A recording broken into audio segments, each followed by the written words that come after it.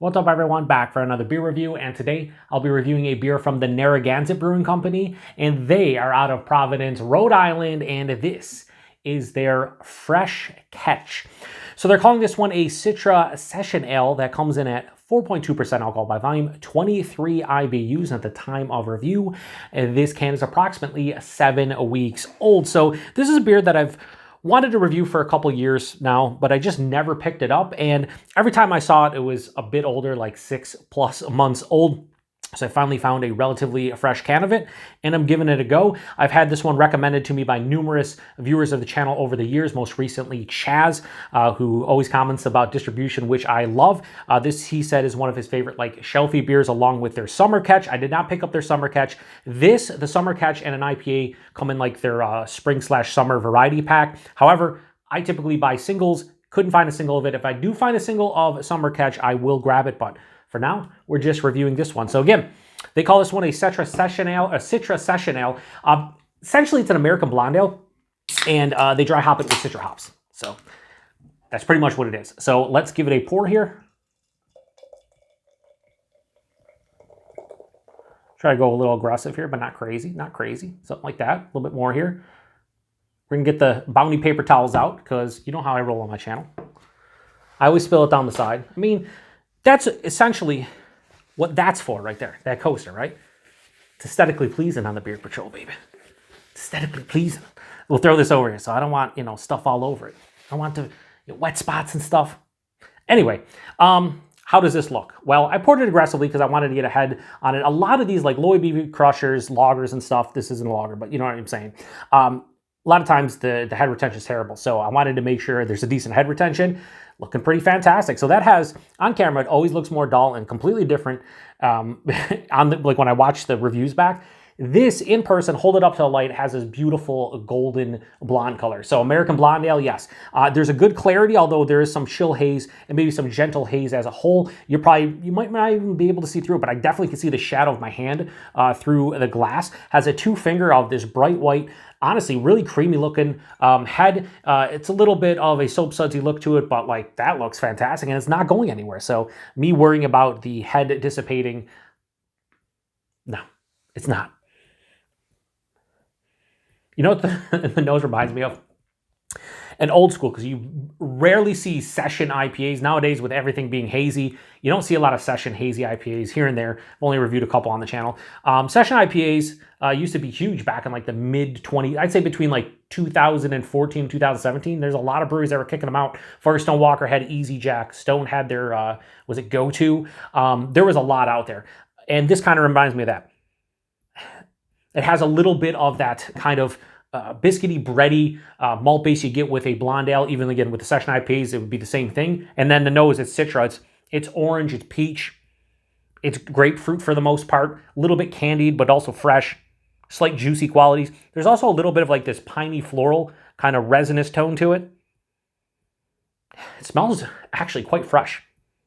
But if I was doing this blind, I would automatically think a pale ale, a session IPA, something lower ABV that has a little bit of hop character to it, or maybe even a lot, because the hop character is nice here. But honestly, it smells really good. Yeah, I want to get into it. Cheers, everyone.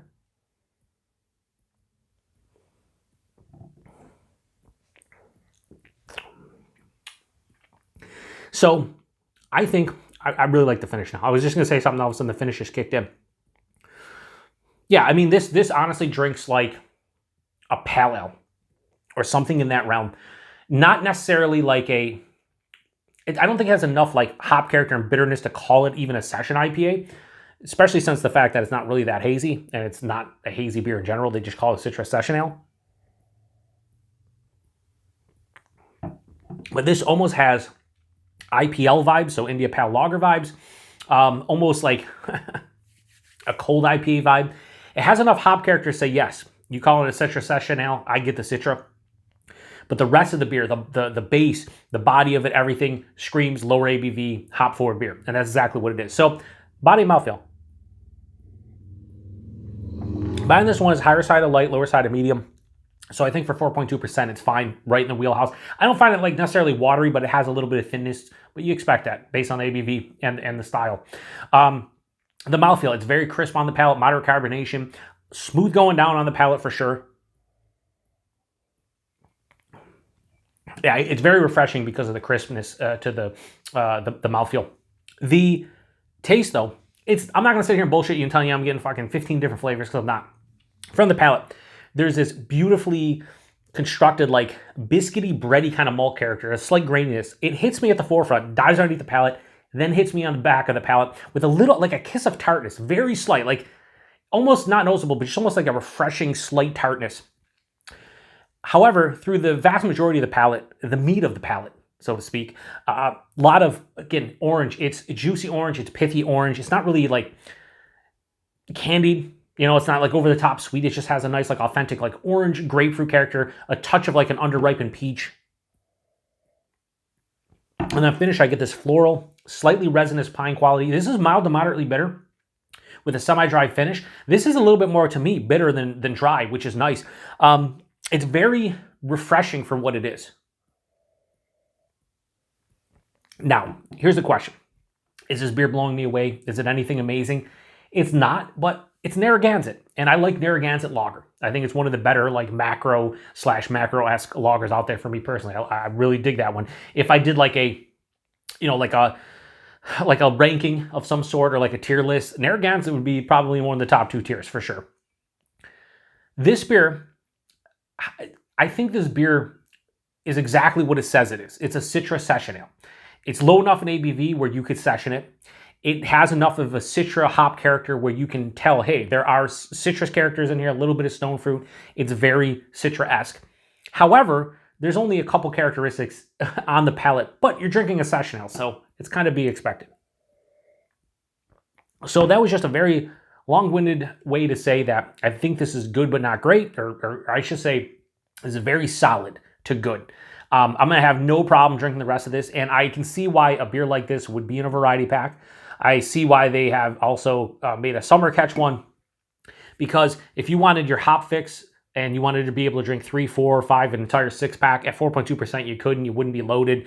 You get enough of the hop character that you're craving, and in a very nice package. Yeah, I think this is nice, 4.2%, you can't tell, so I'm not going to go really that high with this beer, but I think it's pretty well made. So, fresh catch from Narragansett, their Citra Session Ale. I am going to give this a high 3.75 and go 3.85. I think it almost gets in that low 4 range. I think if there's a touch more of complexity, I think I would give it probably in the 4 range. As is, though, it's still really nice. And when we talk about price point, I think it's, you know, right in that realm where it's really nice for what you're paying. So, yeah, Narragansett Fresh Catch, 3.85 out of 5. Okay, so this beer right here, price point. They came in 6 packs of these 16 fluid ounce cans in my area, depending upon where you buy them, either $9.99 or $10.99 a 6-pack. I think that's a pretty solid deal. I think they also come in 12 fluid ounce cans. Someone correct me if I'm wrong. I know they're in the variety pack, which I'm pretty sure is 12 fluid ounce cans.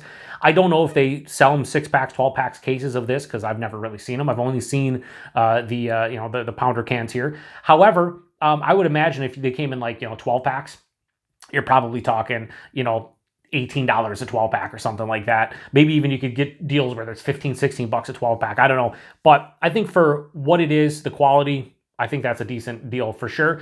And availability, it's Narragansett. It's basically New England region. Here in Buffalo, New York, we see this. We see the lager. We see the Dell's Summer Shandy. We've seen variants of that before, like the Black Cherry one I've had. Some collabs they do with other breweries. That doesn't really count.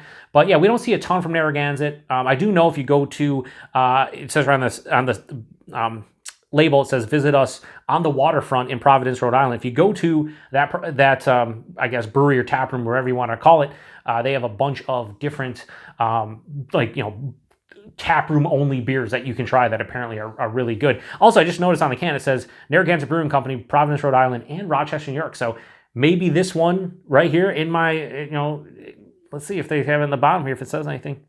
It does not, but maybe this one was brewed at Genesee, because that's the only other place in Rochester, New York that would be brewing this. Yeah, nice beer. So if you've had this one before, post in the comment section. Let me know what you think about it. I think between this and the lager, if you're in the New England region or you could get your hands on both those beers, you'd be kind of set. If you wanted a crispy boy, you go for the lager that's, you know, relatively cheap as far as not the quality, but the price. Same thing with this. You want a little bit of a hop kick, something low ABV, pick it up. So yeah, anyway, I appreciate everybody stopping by for another beer review here on the Beer Patrol. Like I said, if you had this one before, post in the comment section. Appreciate it. To the next one. Cheers.